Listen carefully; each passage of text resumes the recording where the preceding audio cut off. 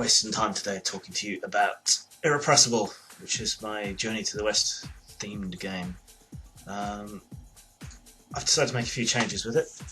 Got some wonderful art coming from Claudia, but I thought I'd just go over the whole idea for you quickly, or at least as quickly as I can. Sorry for the anime hair today, I just washed it.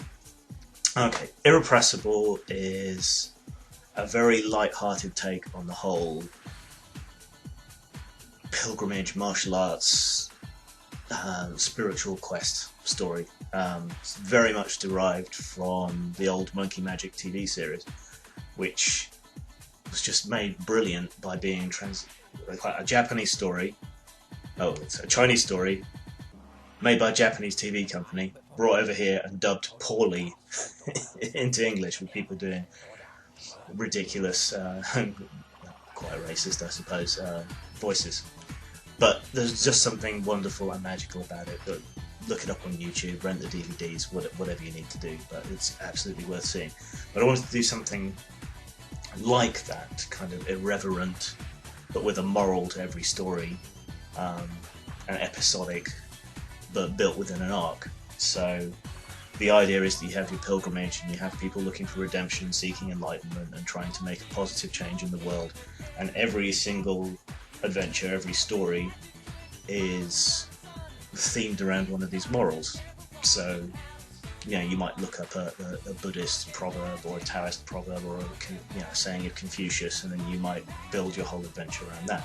But that doesn't mean there aren't monsters to slay, hopping vampires to put to rest, armies to fight, or puzzles to solve, or whatever. There's still all the kind of traditional adventuring ideas, but within this moral story framework. Kind of similar to the way the Next Generation on Star Trek did things, I suppose. There was always a strong, moral centre to every story there, and I think that's an aspect of storytelling that's not always looked into in games, which is a pity. Okay, so central concepts to the game. Originally it was going to be a dice system, but I decided to go with a bead system. Which is probably inevitably going to draw comparisons with dough, but it's not really on that way. You have one bad bead in a bag, and if you draw that, you fail. You have a target that you have to beat, and you get a certain number of points towards that target depending on who your character is, what they're good at, whether you do a nice cool description, sort of stunting, or but you can choose to be good or to be bad. Being bad is easier, but takes you further from enlightenment. Being good is harder, but takes you closer to enlightenment and redemption. So you have your target, you work out your skills, that gives you a certain number of points, and you need a certain score in order to succeed. So after those points, then you have to draw, and you have to keep drawing, and if you draw the bad bead, then you screw up. But it's meant to be worked as a team, so you combine your abilities together, your skills, your influences, everything that you've got towards that target score, and then draw as a group. And whoever draws the bad bead is the one that screws up.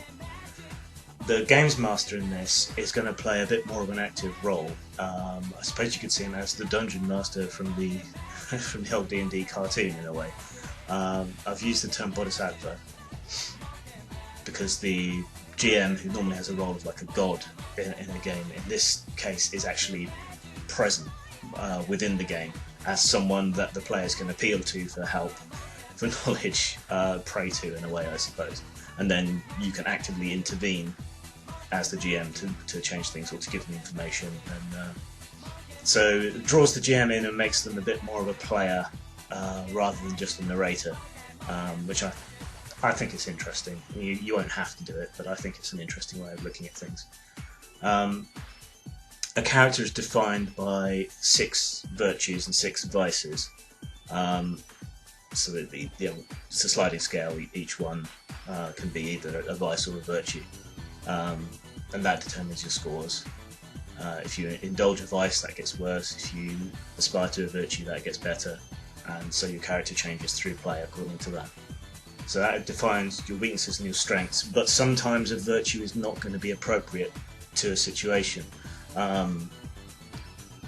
you know, being a pacifist, being passive, is a route to enlightenment. But if you're being set upon by bandits, sitting there and praying and thumbing through your beads isn't going to help very much. So there's a constant tension in the characters: is do I do the bad thing for expediency, or do I do the right thing to gain enlightenment? So yeah, characters defined by that. They're defined by their special talents. It's like magical weapons or spells, or particular abilities of things. And you can earn karma. When bad things happen to you, the universe seeks to redress the balance. So you can choose to fail, in essence, and then you'll get karma, which you can then put towards succeeding later on. Characters will mostly probably take the part of those who've been cast out of heaven, so that you have pretty broad options as to what you are. Some kind of monster, someone that's fallen out of favour with heaven and been cursed in one way or another. And that's what makes you special and what makes you powerful, but it's also what you're trying to overcome. I think it's going to be interesting. I hope people aren't going to see it as being too frivolous, but or insulting to Chinese mythology and beliefs or whatever. But the idea behind it is to make something fun, to try and capture that spirit of the old TV series and distill it down into a game that people can enjoy together, working as a group, and with everyone involved, the games master and all the players, all involved together. And I hope that I'm going to achieve that. I've made things a bit more difficult for myself by shifting systems, but overall I think this could be really good, and I can't wait to put it out. It shouldn't be too long. Zang.